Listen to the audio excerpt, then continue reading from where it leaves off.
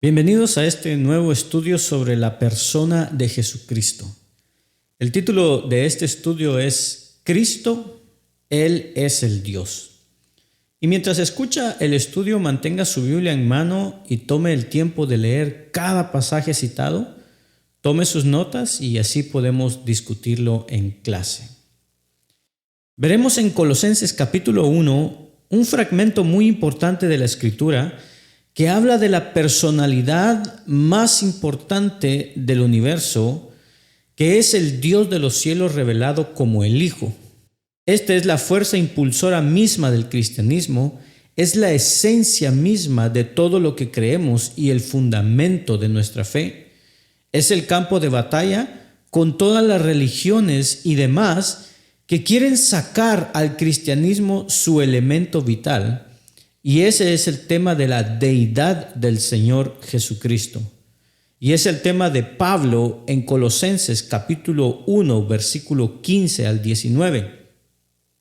Este es un pasaje muy importante para el argumento del libro y mucho más vital aún para la evidencia a favor de toda la cristiandad. Alguien en alguna vez llamó a la Biblia, y se ha repetido en diversas veces, que la Biblia era el libro de Jesús. Y en cierto sentido es verdad. Si usted entiende la Biblia, entiende que es el libro sobre Cristo, el libro sobre el Señor Jesús. En el Antiguo Testamento está la preparación para la venida de Jesús. En los Evangelios se encuentra la presentación de Cristo. Él ha venido. En los Hechos está el anuncio. Es proclamado el mensaje de la salvación en Cristo. En las epístolas estudiamos la personificación, es decir, para mí la vida es Cristo, o cómo Cristo, que ha muerto y resucitado de entre los muertos, vuelve a vivir en su pueblo. Y en Apocalipsis está el predominio, o Cristo en el trono, el reinado del Rey, el Cordero en el trono. En todo sentido, la Biblia es la historia de Cristo. Es el libro que nos dice todo acerca de Él. En Hechos capítulo 8 se nos indica eso en el versículo 35, cuando Felipe, hablando con el eunuco etíope en el camino a Gaza, el Espíritu Santo dice, Felipe, abriendo su boca y comenzando desde esta escritura, le anunció el Evangelio de Jesús. Por supuesto, él estaba empezando en el Antiguo Testamento con el profeta Isaías.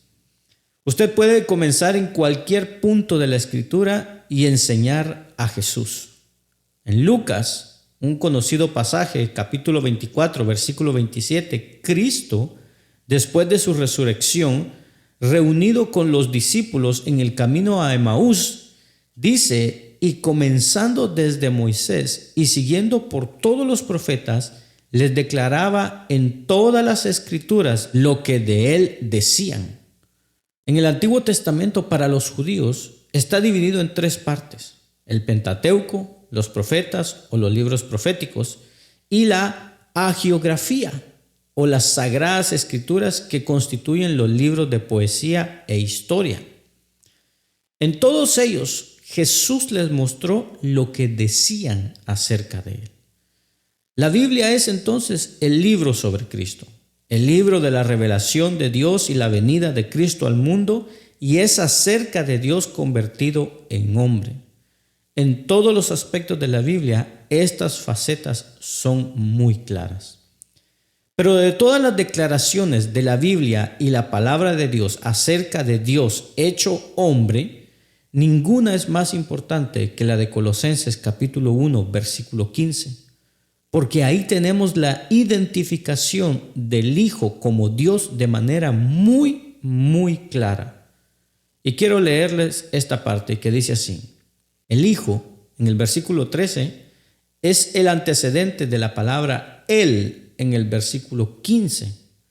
Dice: Él es la imagen del Dios invisible, el primogénito de toda creación, porque en Él fueron creadas todas las cosas, las que hay en los cielos y las que hay en la tierra, visibles e invisibles, sean tronos, sean dominios, sean principados, sean potestades, todo fue creado por medio de Él y para Él.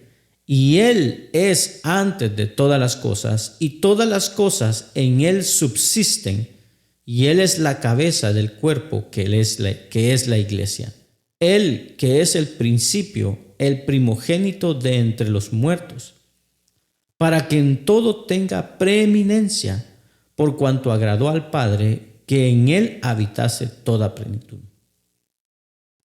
Una tremenda declaración, una afirmación trascendental para la comprensión de la fe cristiana y para eliminar cualquier confusión sobre quién es realmente nuestro Señor Jesús.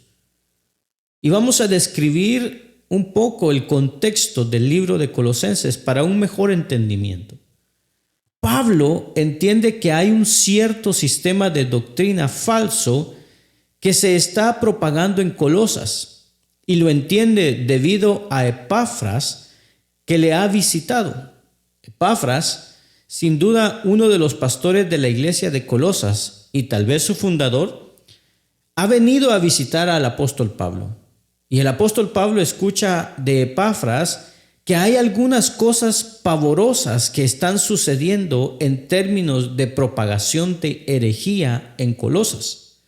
Una de ellas, de estas herejías, se refiere a la deidad de Jesucristo.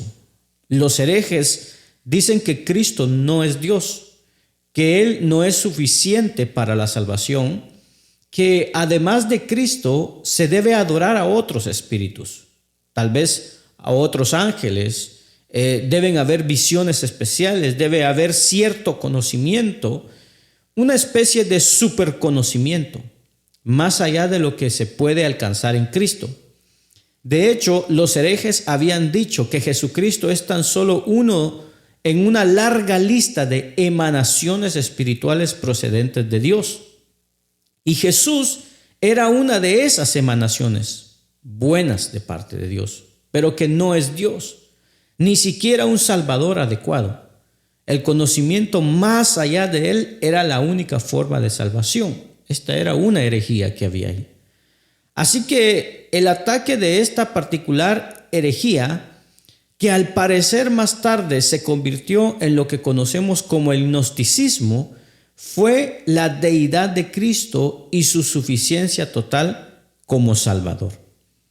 En los primeros 3 capítulos de Colosenses, Pablo se encarga de este problema. Por ejemplo, en Colosenses 1:27 dice: a quienes Dios quiso dar a conocer las riquezas de la gloria de este misterio entre los gentiles, que es Cristo en vosotros, la esperanza de gloria, a quien anunciamos, amonestando a todo hombre y enseñando a todo hombre en toda sabiduría, a fin de presentar perfecto en Cristo Jesús a todo hombre. Y lo que Pablo está diciendo es que solo se necesita a Cristo para llevar a un hombre a la perfección. Y él está argumentando en contra de la teología de estos herejes que dicen que es Cristo más conocimiento, más visiones especiales, más adorar a ángeles y otras cosas. Un hombre puede ser perfecto en Cristo Jesús.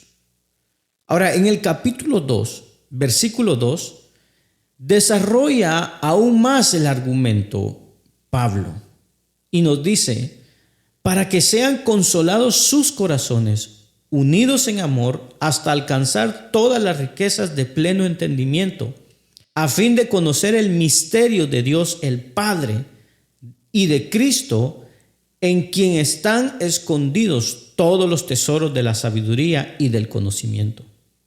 No algunos, no muchos, sino todos los tesoros de la sabiduría y del conocimiento. Una vez más, la suficiencia de Cristo. No existe conocimiento añadido a Cristo que sea necesario para la salvación. Ahora podemos ver en el versículo 9, dice: porque en Él, y Él, ese Él que usted mira ahí, es Cristo en el versículo 8.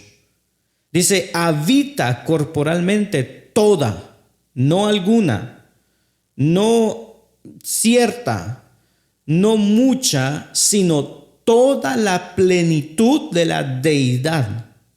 Versículo 19. La cabeza, que es Cristo, en virtud de quien todo el cuerpo, nutriéndose y uniéndose por las coyunturas y ligamentos, crece con el crecimiento que da Dios. En otras palabras, la cabeza de todo es Cristo, y todo el crecimiento y todo el alimento están relacionados con Cristo. No se necesita nada más. En el capítulo 3, versículo 1, Pablo dice: si pues habéis resucitado con Cristo, es decir, si eres cristiano, buscad las cosas de arriba, donde está Cristo sentado a la diestra de Dios.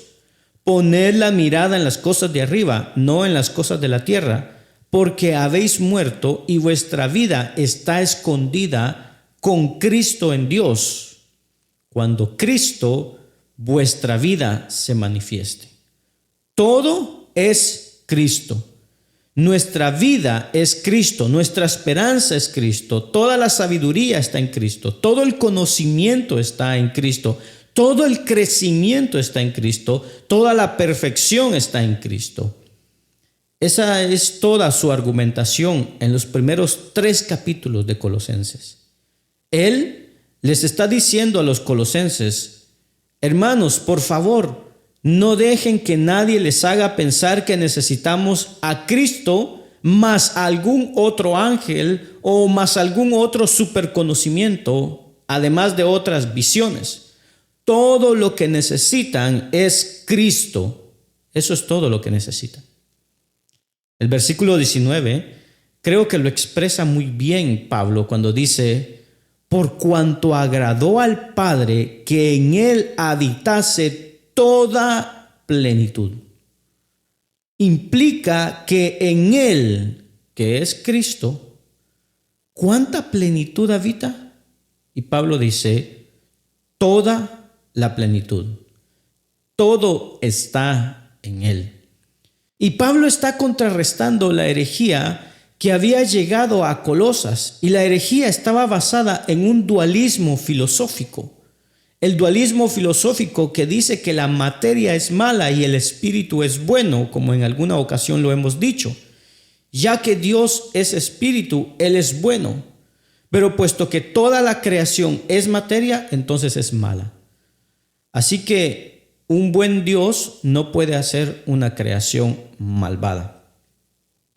Y lo que pasó fue que Dios empezó a enviar emanaciones o espíritus que empezaron a salir de Dios como ondas en un estanque y continuaban viniendo y viniendo y viniendo.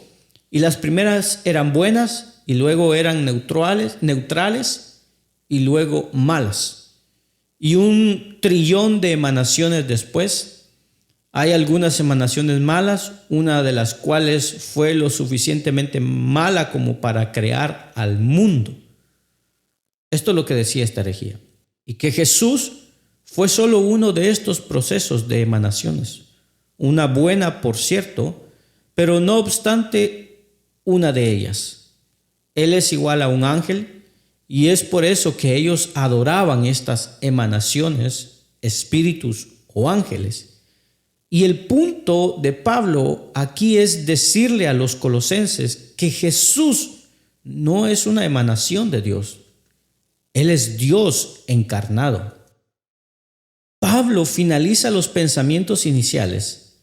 Primero los ha saludado, ha dado gracias a Dios por ellos en los versículos 3 y a continuación él ha orado por ellos para que sean llenos del conocimiento de su voluntad, con toda sabiduría y comprensión espiritual, y que anden como es digno, agradándole en todo. Y Pablo sigue avanzando en esto. Pero ahora se dirige al problema principal. Da gracias a Dios por la salvación que pueden gozar en los versículos 12 al 14, la redención, el perdón, y de ahí va al grano. ¿Quién nos ha redimido? ¿Quién nos ha perdonado? ¿Quién nos ha librado de la potestad de las tinieblas? Este es el Hijo amado. el cual posee el reino, la imagen del Dios invisible, y esto es vital para su mensaje.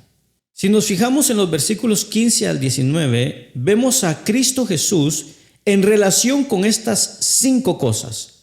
Lo vemos en relación con Dios, en relación con el universo, en relación con el mundo invisible, en relación con la iglesia y en relación con cualquier otra cosa que pueda no haber quedado incluida.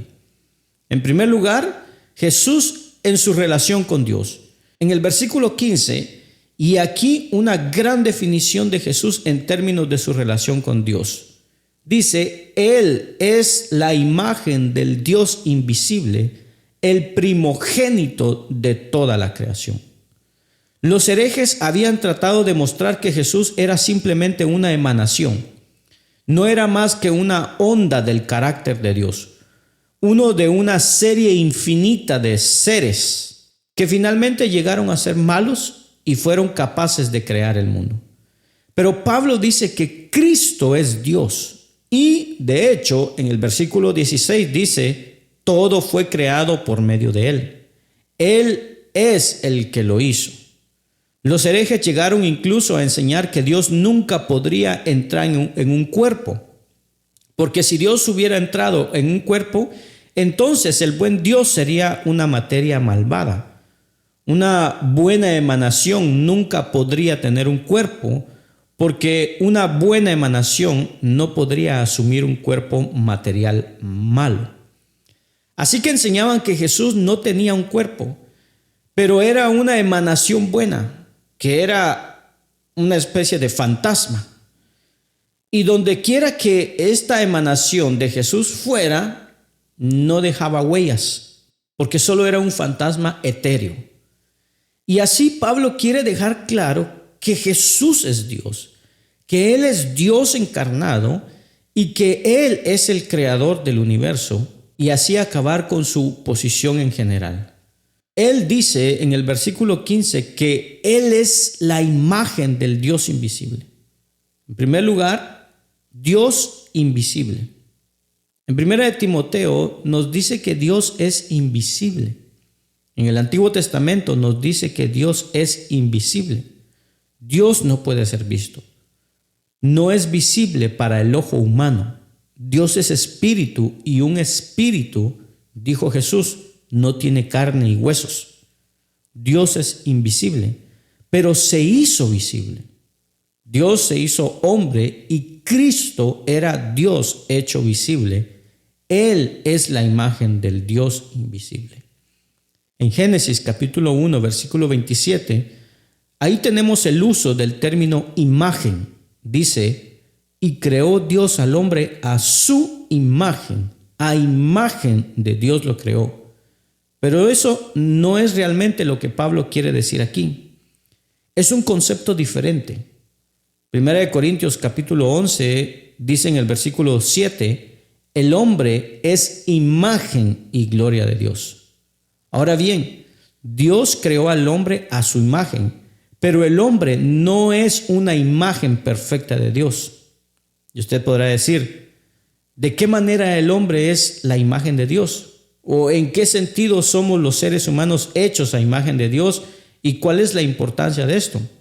Y bueno, creo que estamos hechos a la imagen de Dios en términos de la capacidad de pensar, sentir y decidir. Ciertamente no estamos hechos a la imagen moral de Dios. Él es santo, nosotros no lo somos.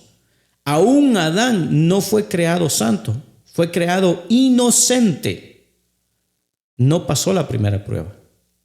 No estamos creados a imagen de Dios moralmente. No estamos creados a imagen de Dios en esencia, porque no somos espíritus. No somos capaces de movernos libremente a través del universo. No somos omnipotentes, omnipresentes, omniscientes o inmutables. No estamos creados esencialmente a imagen de Dios. No estamos creados moralmente a imagen de Dios, sino que hemos sido creados a la imagen de Dios en el sentido de su personalidad. Y podemos pensar, podemos sentir, podemos tomar decisiones y en ese sentido somos a imagen de Dios. Para estar seguros de que es una imagen muy defectuosa, se arruinó en la caída, la imagen de Dios en Adán era mucho más clara. En cierto sentido, Adán estaba lo suficientemente cerca de Dios para representarlo en un sentido moral.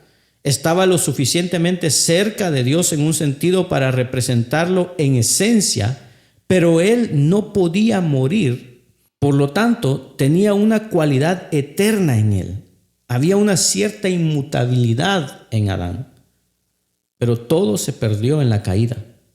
Y la única manera que se puede restaurar es cuando una persona llega al conocimiento de Jesucristo. Cuando usted es salvado, la imagen de Dios en usted se restaura. Hay un sentido en el que usted entra en la imagen moral de Dios cuando es salvo, debido a que Dios le hace ser moralmente como Cristo. Y en cierto sentido llega a tener la calidad del carácter de Dios en esencia, porque Dios le hace poseedor de una vida eterna. Y esa es la calidad de existencia de Dios. Algún día perderemos todas las limitaciones espaciales que tenemos y entonces en un sentido se restaurará completamente la imagen de Dios en nosotros. Tal vez Efesios 4 nos ayudará. Y vamos a ver algunas cosas generales, porque en realidad no puedo ser más específico, pero mire lo que nos dice Efesios capítulo 4, versículo 24. Dice, y vestidos del nuevo hombre, creado según Dios. No sé si usted lo puede entender, pero la restauración de un hombre a la imagen de Dios es cuando se viste del hombre nuevo. Y entonces Dios, en cierto sentido, se restaura en él, en justicia y en santidad de la verdad, a imagen de Dios. Entonces es cuando se pone el hombre nuevo. Y usted preguntará, ¿eso significa la salvación? Bueno, en parte, pero también significa que cuando se comporta como un hombre nuevo, se hace visible, se manifiesta. Colosenses 3:10 dice, y revestidos del nuevo, del cual conforme a la imagen del que lo creó. La misma verdad, una vez más, que la imagen de Dios es restaurada en el hombre cuando se convierte y permite que Dios se manifieste a través de él. Cuando se pone ese hombre nuevo, al no solo ser ese hombre nuevo, sino cuando se pone ese hombre nuevo, cuando manifiesta esa nueva vida, entonces Dios se hace visible. Así que hay un sentido en el cual el hombre refleja la imagen de Dios. Todos los hombres, creo, reflejan la imagen de Dios en términos de ser capaces de pensar, sentir y tomar decisiones. Decisiones basadas en los hechos y la lógica, no las que podríamos llamar de instinto animal. También cuando se convierte en cristiano, hay un sentido en que la imagen moral y la imagen esencial de Dios es restaurada en nuestras vidas. Pero todo eso sumado es imperfecto. Aun cuando podamos hacer las mejores cosas, no llegaremos a alcanzar la perfección. Y por eso es Cristo. Y aquí volvemos a Colosenses 1, quien es la única verdadera, gráfica, perfecta, imagen cabal, absolutamente exacta del Dios invisible. Y si no fuera porque Él es la imagen de Dios, ninguno de nosotros sería capaz de aproximarse a ella. Hebreos capítulo 1, versículo 3, y aquí de nuevo una afirmación acerca de Cristo, dice, el cual, siendo el resplandor de su gloria y la imagen misma de su sustancia. Y aquí encontramos en primer lugar que el Hijo, Cristo, Él es el resplandor de su gloria. Él es el que viene de Dios para revelar la esencia de Dios. En segundo lugar, notemos que en Hebreos 1:3 dice que Él es la imagen misma de su sustancia. sea, la imagen exacta, la imagen perfecta, la sustancia es la misma. Allí la palabra imagen en el griego clásico se usa para un sello o una herramienta de grabado exacto, una reproducción exacta. Jesús es la reproducción exacta de Dios. No falta nada, nada está alterado, nada está cambiado, nada cambió. Juan 1:18 dice: a Dios nadie le vio jamás. El unigénito Hijo que está en el seno del Padre, Él le ha dado a conocer. Y vimos su gloria, gloria como del unigénito del Padre, dice Juan. Era obvio que Él estaba manifestando a Dios. En Filipenses capítulo 2, versículo 6 dice: el cual, siendo en forma de Dios, tomando forma de siervo, hecho semejante a los hombres. Los hebreos pensaban siempre en la revelación de la personalidad de Dios en términos de lo que Dios dijo. Ellos no podían ver a Dios, pero invariablemente podían oír a Dios. ¿Cuántas veces en el Antiguo Testamento usted escucha decir: la palabra del Señor vino a tal o a cual y dijo la palabra del Señor? Siempre los hebreos pensaron que Dios se expresaba con claridad al hablar. La manifestación de Dios era verbal. No es de extrañar que cuando Jesucristo vino al mundo, Juan escribió: en el principio era el Verbo, y el Verbo era con Dios, y el Verbo era Dios. Dios. Debido a que los judíos siempre pensaron que Dios se revelaba en su palabra. Dios se revelaba verbalmente. Y no es de extrañar que dice en Hebreos capítulo 1 que Dios, habiendo hablado muchas veces y de muchas maneras en otros tiempos a los padres por los profetas, en estos postreros días nos ha hablado por el Hijo. La revelación de Dios fue siempre su palabra, y la palabra es Cristo. Y Cristo es el mismo pensamiento y expresión de Dios. Es por eso que Jesús dijo en Juan 14:9: el que me ha visto al Padre. En Mateo 17, Jesús incluso deja entrever el hecho de que Él era Dios. Esto debería terminar para siempre cualquier especulación o argumento al respecto. Cuando encontramos que el Señor Jesucristo se revela en Mateo 17, en la transfiguración, versículo 2, que dice que se transfiguró delante de ellos y resplandeció su rostro como el sol, y sus vestidos se hicieron blancos como la luz.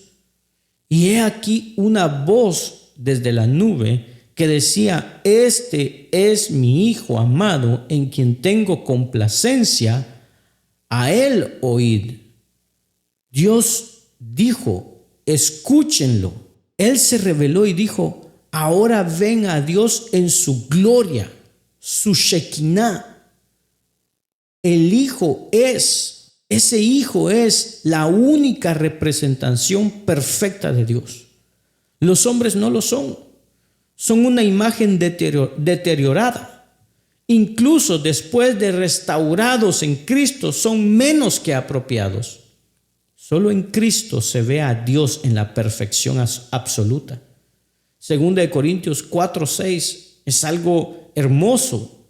Dice: porque Dios, que mandó que de las tinieblas resplandeciese la luz, es el que resplandeció en nuestros corazones para iluminación del conocimiento de la gloria de Dios en la faz de... ¿Quién dice o cómo lo dice? ¿Qué le dio Dios al hombre para la iluminación, el conocimiento de la gloria de Dios? ¿En la faz de quién? De Jesucristo. Dios ha declarado su gloria en el rostro de Jesucristo.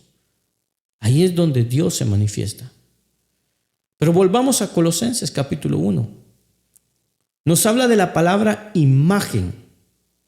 Significa una copia exacta, una réplica. Cristo es la réplica perfecta, inmaculada de Dios. Y no es solo un bosquejo, está completo. Colosenses 2:9 dice, en Él habita corporalmente toda la plenitud de la deidad. Colosenses 1:19, por cuanto agradó al Padre que en Él habitase toda plenitud. Jesús es entonces la revelación final, completa, única de Dios, a la cual nada le falta. Y pensar cualquier cosa menos de Jesucristo es una blasfemia contra Dios. Idolatría. Génesis 32:30 nos dice, y llamó Jacob el nombre de aquel lugar Peniel, porque dijo, vi a Dios cara a cara. Peniel significa el rostro de Dios. He visto a Dios cara a cara. ¿A quién vio? Creo que él vio a la manifestación preencarnada del Hijo. Nosotros somos una imagen deteriorada, inadecuada. Cristo es el único apropiado. Pero hay algo que es conmovedor de pensar. Primera de Juan 3:2, algún día dice que seremos como Cristo. Esa es una realidad extraordinaria. Y pensar que Dios se hizo hombre, pensar que Dios irrumpió en el mundo en forma humana, eso es asombroso.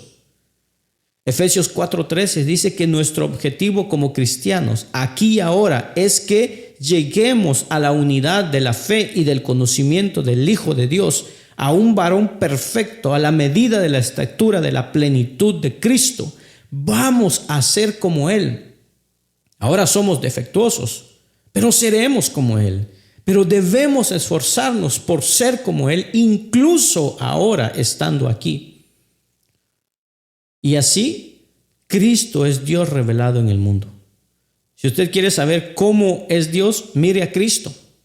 Él le dirá cómo es Dios. Si Dios fuera hombre, sería de esperar que Él no tuviera pecado. Así fue Jesús. Si Dios fuera hombre, sería de esperar que hablara las palabras más grandiosas jamás dichas. Él lo hizo. Si Dios fuera hombre, sería de esperar que ejerciera una profunda influencia en la personalidad humana como ningún otro ser que haya vivido. Jesús lo hizo. Si Dios fuera hombre, sería de esperar que hiciera milagros con facilidad. Él lo hizo. Si Dios fuera hombre, sería de esperar que amara. Y así lo hizo Él.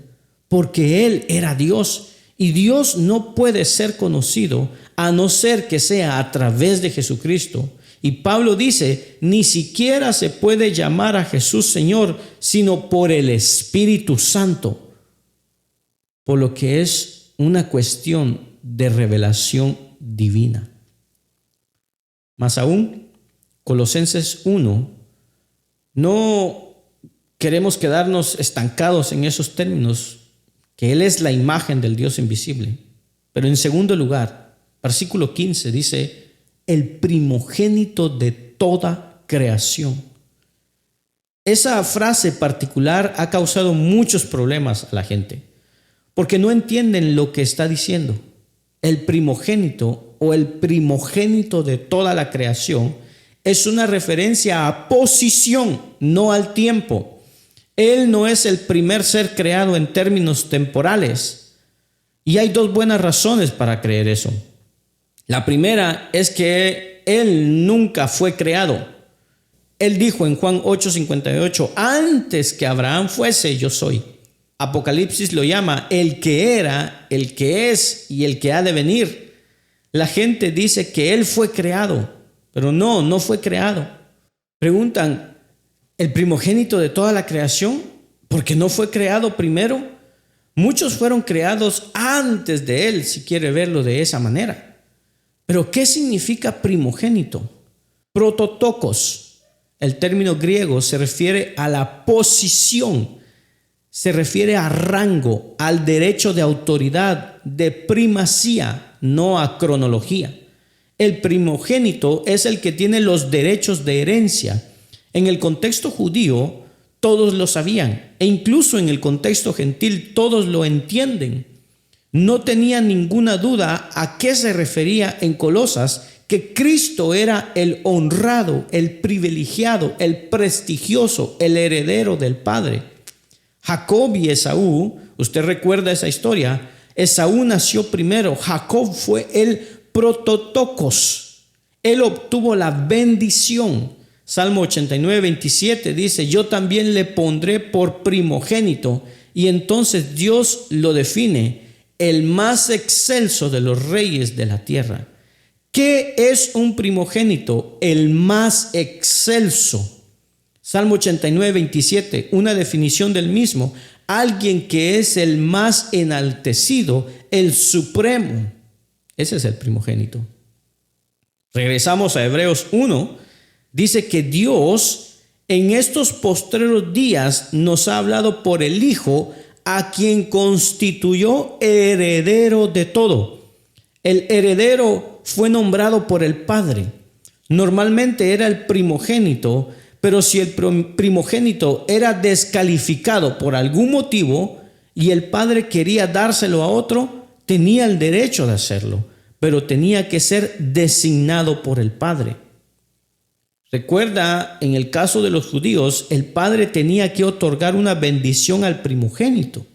Y el problema no era necesariamente quién nacía primero, sino quién iba a ser el hijo distinguido, prestigioso para heredar todo lo que el Padre poseía. La herencia es para Cristo. En Apocalipsis capítulo 5, Dios está en el trono y el rollo está en su mano. El título de la propiedad de la tierra, sellado por 7 sellos, costumbre en el derecho romano para el sellado de un testamento. Y dice, y vi a un ángel fuerte que pregonaba a gran voz, ¿quién es digno de abrir el libro y desatar sus sellos? ¿Quién es el amo de la tierra? ¿Quién es el heredero para dominar el mundo? ¿Quién tiene el derecho de controlar la tierra? Y ninguno, ni en el cielo, ni en la tierra, ni debajo de la tierra, podía abrir el libro, ni aún mirarlo. Y Juan dice, y lloraba yo mucho, porque no se había hallado a ninguno digno. ¿Dónde está el primogénito? ¿Dónde está el prototokos? ¿Dónde está el principal? ¿Dónde está el heredero? Y uno de los ancianos me dijo, no llores. He aquí el león de la tribu de Judá, la raíz de David, ha vencido para abrir el libro y desatar sus 7 sellos. Y miré y vi que en medio del trono y de los 4 seres vivientes y en medio de los ancianos estaba en pie un cordero inmolado que tenía 7 cuernos y 7 ojos, de los cuales son los 7 espíritus de Dios enviados por toda la tierra, y vino y tomó el libro de la mano derecha del que estaba sentado en el trono. Aquí está Cristo tomando el título de la propiedad de la tierra como el prototokos. Él reina como Rey de Reyes y Señor de Señores. Desde el capítulo 6 hasta el capítulo 19 toma posesión de la tierra hasta que por fin reina en el capítulo 20. Y en el versículo 13 se hace eco de los sentimientos de los cielos. Y a todo lo creado que está en el cielo y sobre la tierra y debajo de la tierra y en el mar, y a todas las cosas que en ellos hay, oí decir, al que está sentado en el trono y al Cordero, sea la alabanza, la honra, la gloria y el poder por los siglos de los siglos. Y todo el universo repite que Él es digno. Y la triste realidad es que Satanás quiere asegurarse de que nadie entienda eso. Asegurarse de que nadie realmente crea que Jesús es Dios. Y asegurarse de que nadie realmente crea que Él no es una criatura, sino que es el primero de todos. Y así en 2 Corintios 4:4 dice, en los cuales el Dios de este siglo.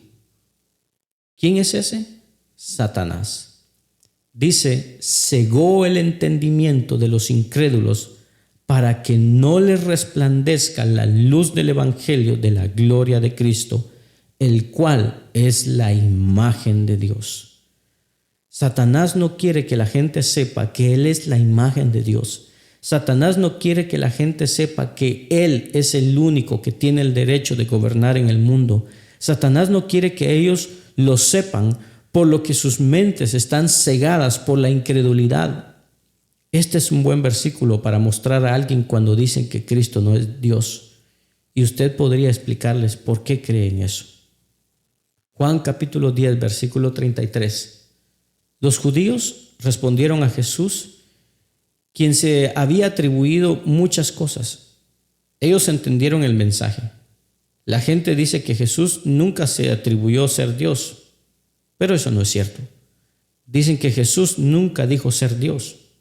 Los judíos respondieron en Juan capítulo 10, versículo 33, por buena obra no te apedreamos, sino por blasfemia, porque tú, siendo hombre, te haces Dios. Ellos entendieron el mensaje, sabían exactamente lo que Él se estaba atribuyendo. Había reclamado autoridad divina sobre los ángeles, había reclamado autoridad divina sobre los hombres. Él reclama en efecto autoridad divina sobre todo cuando dice, toda potestad me es dada en el cielo y en la tierra. En Mateo 28, 18.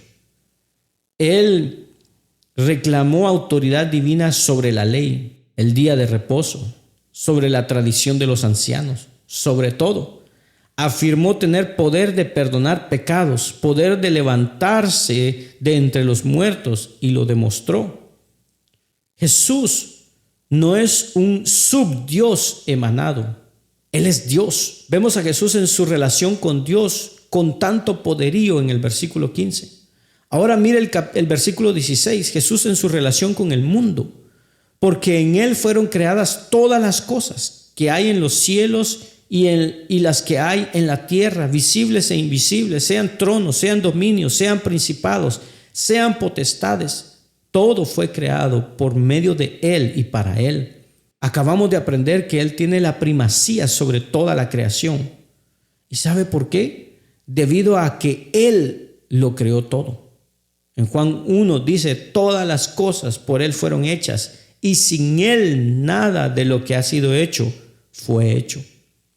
Mire de nuevo el versículo 16, porque en Él fueron creadas todas las cosas. ¿Quién creó todo? Cristo, no un subdios o una emanación menor, no un ser maligno, no, Cristo es el Dios creador. Y Él creó para sí mismo y para su gloria, así como por sí mismo. Hebreos 1:2 dice, por quien a sí mismo hizo el universo. En griego significa a través de Cristo fue hecho el universo. Y cuando se piensa en ello, esto es absolutamente increíble. Podemos ver a un niño recién nacido y pensar, este pequeño individuo ¿puede creer que el Dios del universo se convirtió en uno de ellos y se puso a merced del hombre? Esto es increíble. ¿Podría usted creer esto? Es tremendo. Dios se hizo hombre. Dios asumió un cuerpo. ¿Sabe? Yo no soy ningún científico, pero le voy a decir una cosa. Sé algunas cosas y sé algo de lo que he leído, que para saber que este mundo es una cosa muy compleja y el que lo armó es alguien importante. Piense que podría haber un agujero en el sol donde se pueden colocar 1.200.000 tierras y aún así tener espacio para 4.300.000 lunas. Eso es grande. La estrella más cerca se encuentra a 300 billones de kilómetros. La estrella del norte está a 600 billones de kilómetros. Una estrella en particular, el nombre siempre me sorprende, Betelgeuse, tiene 900 millones de kilómetros de diámetro. Y la ciencia dice que es tan grande que su diámetro es más grande que la órbita de la Tierra. Eso es un montón de material. Jesucristo lo hizo todo. Y la gente dice, yo no creo en el milagro de convertir el agua en vino. Vamos, no creo que Él realmente haya curado a ese cojo. Si alguien quiere discutir sobre su poder creador, hermano, no será capaz de hacerlo. No será capaz de cambiar mi opinión. Porque, hermano, nosotros somos nueva creación y sé lo que Él puede hacer. Es por eso que rechazo la evolución. La evolución para mí es absolutamente vacía. Solo hay dos razones por las que una persona puede creer en la evolución.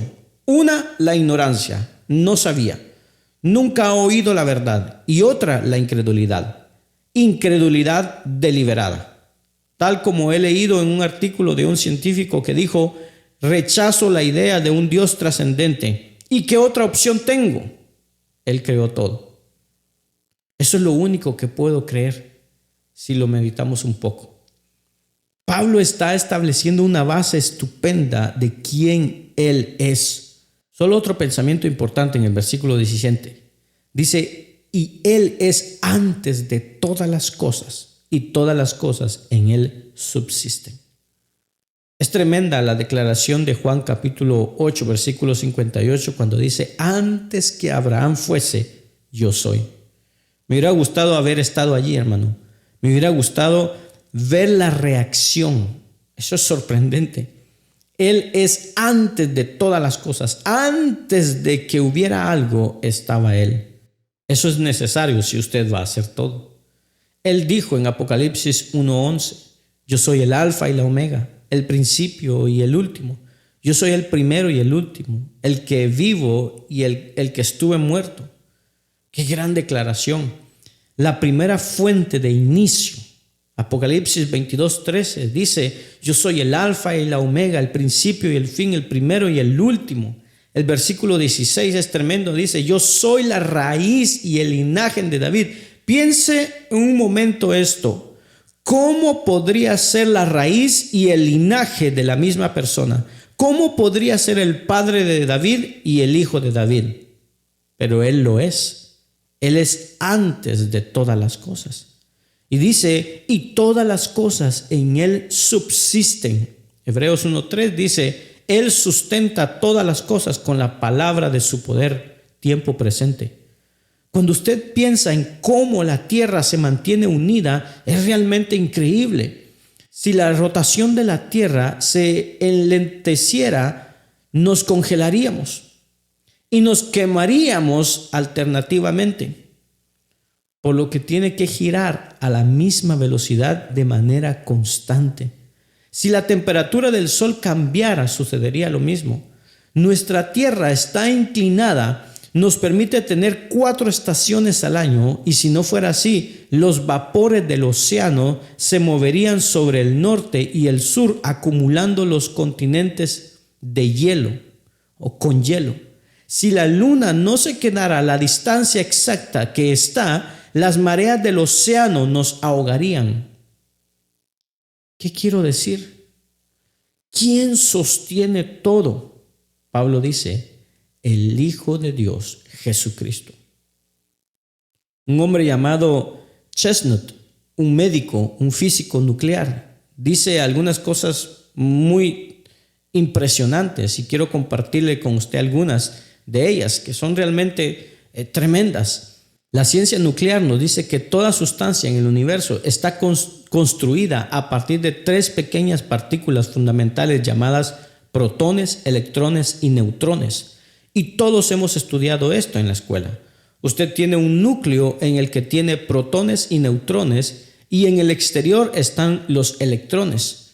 Y usted no puede verlos. El tamaño es minúsculo, pero esos son los bloques de construcción básicos de toda materia. Y dice que dado que estas piezas subatómicas son los fragmentos más pequeños del universo, deben contener los hechos secretos de diseño y comportamiento. Y si Dios es Dios, entonces estas cosas apuntarán a Él. Los protones y los neutrones forman el núcleo, mientras que los electrones están alejados en términos relativos alrededor. Así que vamos a hacer caso omiso de los electrones para nuestro pensamiento y nos vamos a concentrar en el núcleo de un átomo que es una combinación de protones y neutrones. Siga, por favor. El doctor Chestnut dice que cada protón lleva una carga de electricidad positiva. El neutrón no lleva ninguna carga eléctrica. Y los científicos no discuten por qué, ya que francamente no saben el por qué. Pero lo extraño de todo es que los científicos han tenido durante décadas una ley inviolable que dice que las cargas de electricidad y magnetismo se repelen entre sí o se rechazan entre sí. Y el punto es, si usted tiene un montón de pequeños protones emitiendo una carga eléctrica, ¿cómo pueden los pequeños neutrones permanecer ahí? ¿Qué es lo que mantiene a ese núcleo unido? La ley dice que los protones y los neutrones no deberían ser capaces de vivir juntos en el núcleo de un átomo, ya que las cargas se rechazan, se repelen entre sí. Los científicos nucleares en los años 30 llegaron a la conclusión de que la ley de Coulomb de repulsión mutua entre los objetos está activa en el núcleo de cada átomo, tratando con fuerza de destruirlo desde adentro.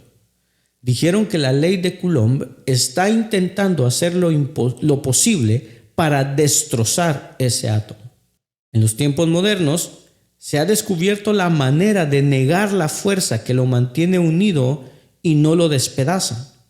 No es fácil, pero aunque parezca extraño, dijeron que esto es algo que no pueden entender, que hay una segunda fuerza en el núcleo que lucha contra la fuerza que divide y que lo mantiene unido. Lo llaman pegamento nuclear. No tienen la menor idea de lo que es. Sabemos que está el átomo. Un átomo no existe con dos leyes en conflicto presentes. Quiero decir que cuando el hombre, con todo su entendimiento científico, se aproxima a lo más básico, obtiene un problema sin respuesta. Sus leyes de la ciencia le dicen que eso va a estallar, pero algo lo mantiene unido. Algo resiste el factor de división. Hay una ley llamada la ley de Coulomb, tratando de destruir el átomo. Y hay algo más importante que lo mantiene unido.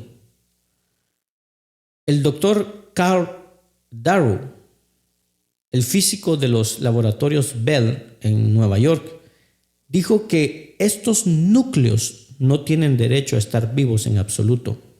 De hecho, nunca deberían haber sido creados. Y si se han creado, deberían haber explotado al instante. Sin embargo, ahí están. Y ahí están y componen un todo.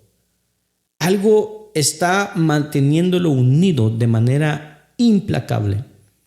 Una inhibición inflexible. George Gamow, profesor de física de la Universidad de George Washington, dijo: cada objeto es un potencial explosivo nuclear sin ser volado en pedazos. Esto es increíble. Pero ¿quién lo mantiene unido? Y nosotros sabemos quién es. La ciencia puede llamarlo pegamento nuclear. Yo digo que es Colosenses 1:17. Para tener una idea, mire lo que dice 2 de Pedro capítulo 3, versículo 10. Y ahora estaremos más felices que Dios sustenta todo, ya que si no lo hace, adiós mundo. Y dice Pedro: el día del Señor vendrá como ladrón en la noche.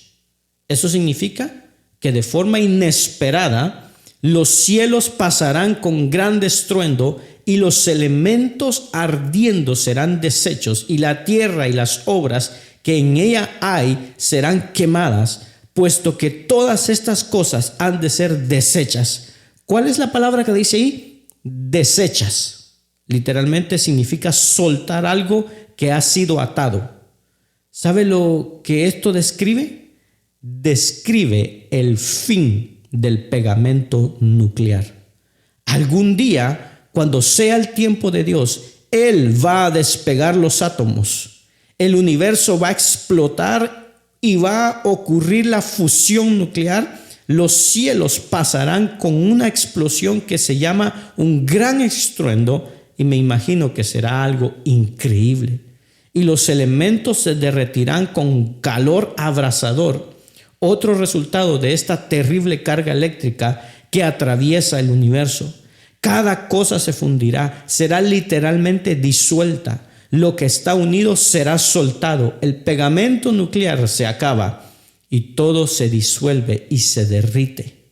Al dejar ir la fuerza vinculante, se destruyen los núcleos de todos los átomos. La ley de repulsión se hace cargo. La ley de Coulomb va a destruir el universo. Y cuando Pablo dice, Él sostiene todas las cosas, o todas las cosas en Él subsisten, nos dicen, ¿quién es el que mantiene todo unido?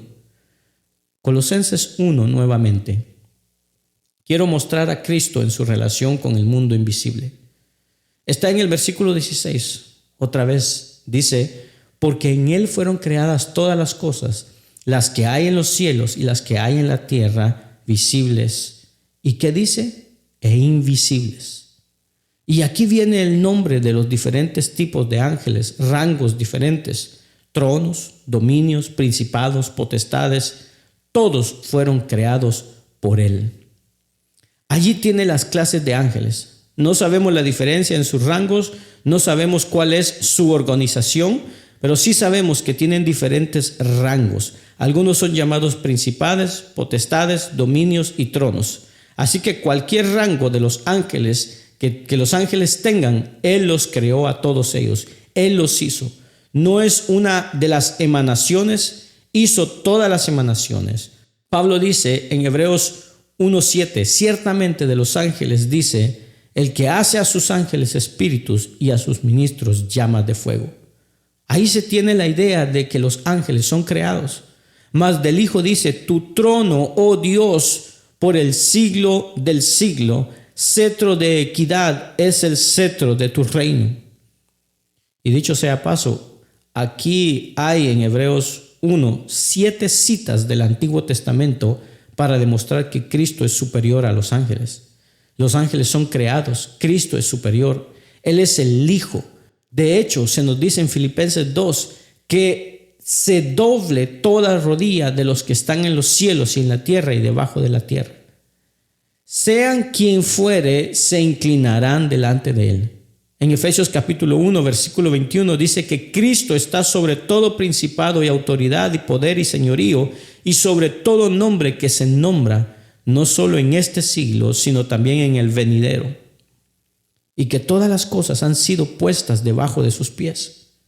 Eso es un símbolo de reinar, un rey sentado en un trono elevado y todo el mundo bajo sus pies. Todos los ángeles, todos los principados, todos los poderes, todos los dominios, todos los que estaban reinando en el reino angelical y que operan en ese ámbito, todos están sujetos a Jesucristo.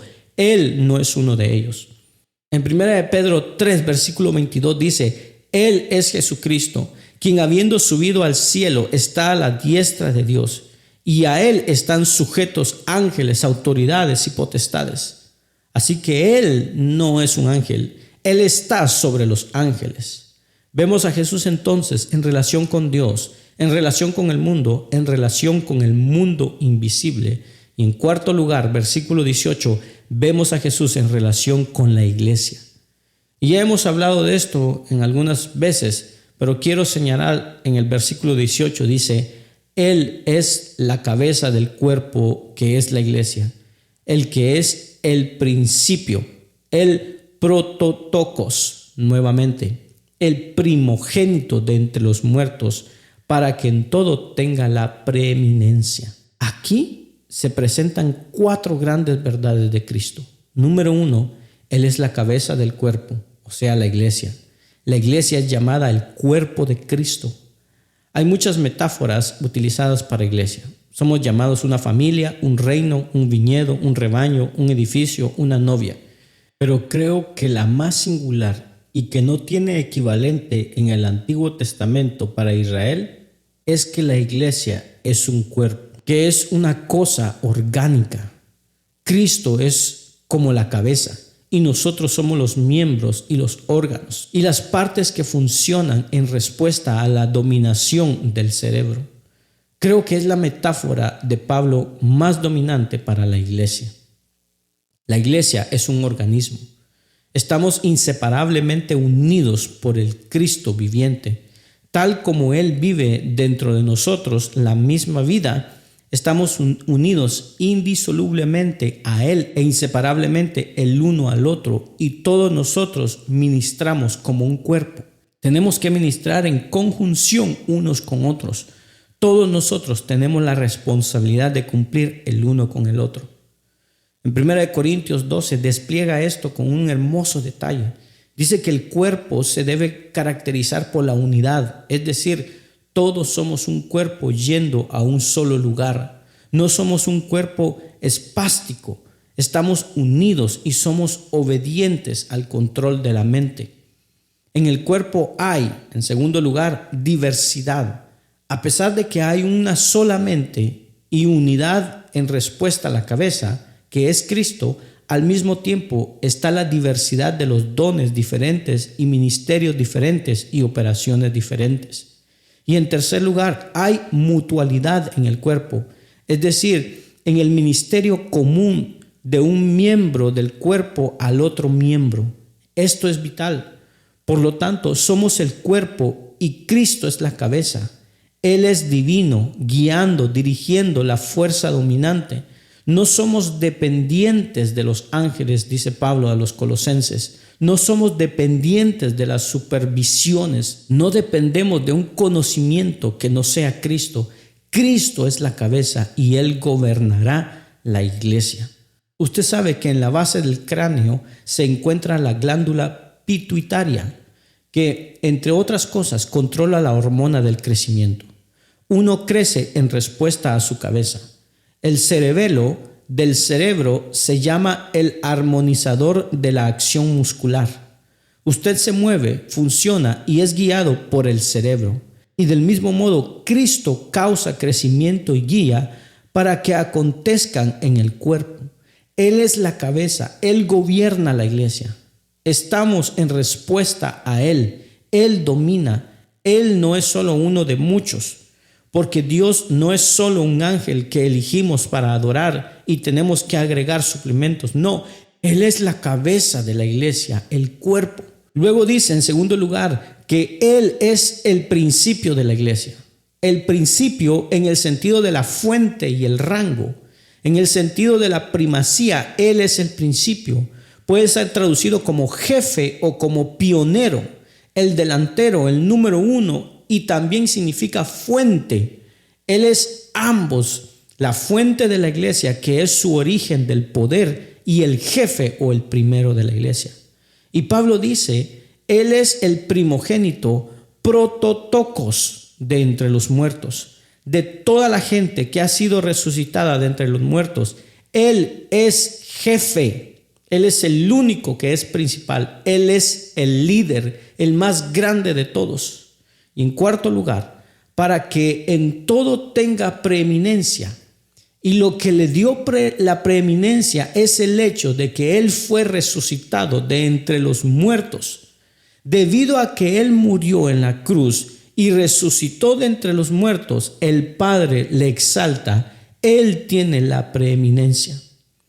Es lógico, creo yo, que aquel que es primero en rango en el universo, aquel que es el punto de referencia para la historia, aquel que es el agente, la meta, el precursor, el sostenedor, el gobernador en el ámbito de la creación, aquel que es la cabeza de la iglesia, que es el principio, la fuente y el jefe, aquel que es el primero de todos los resucitados, el que es el primer fruto, tenga el derecho al título preeminente. por lo que en relación con Dios, el universo, el mundo invisible, la iglesia, vemos a Cristo.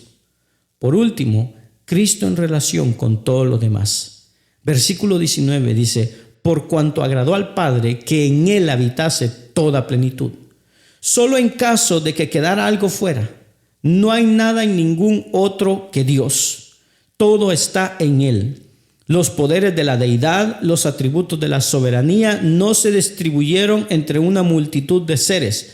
Todos los posee uno, se manifiestan en uno, en Cristo.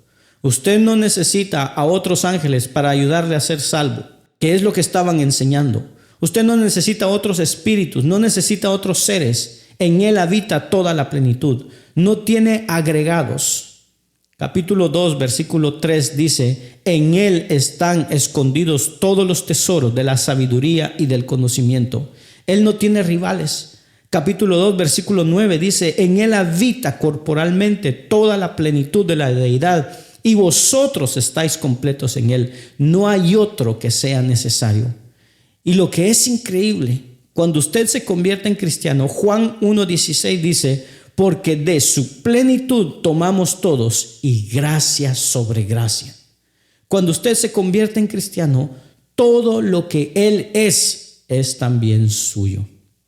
¡Qué gran verdad! John Owen dijo lo siguiente: la revelación de Cristo en el Santo Evangelio es mucho más virtuosa, más gloriosa, y está más llena con los rayos de la sabiduría y la bondad divina que toda la creación, y la sola comprensión de esto, si fuera posible, puede contener o proporcionar. Sin el conocimiento de esto, la mente humana, sin importar cuánto se enorgullezca de sí misma por otras invenciones y descubrimientos, está envuelta en tinieblas y confusión. Esta revelación exige, por lo tanto, la más grande exigencia de nuestros pensamientos, la más excelente de nuestras meditaciones y la suma diligencia de nuestra parte. Porque si nuestra felicidad futura radica en vivir donde Él vive y contemplar su gloria, ¿qué mejor preparación para esto sino la previa y constante contemplación de esa gloria tal como ha sido revelada en el Evangelio, y luego ser transformados en su misma gloria? Y la respuesta a estas palabras es la de Pedro: santificad a Dios en el Señor en vuestros corazones, y creced en la gracia y el conocimiento de nuestro Señor Jesucristo.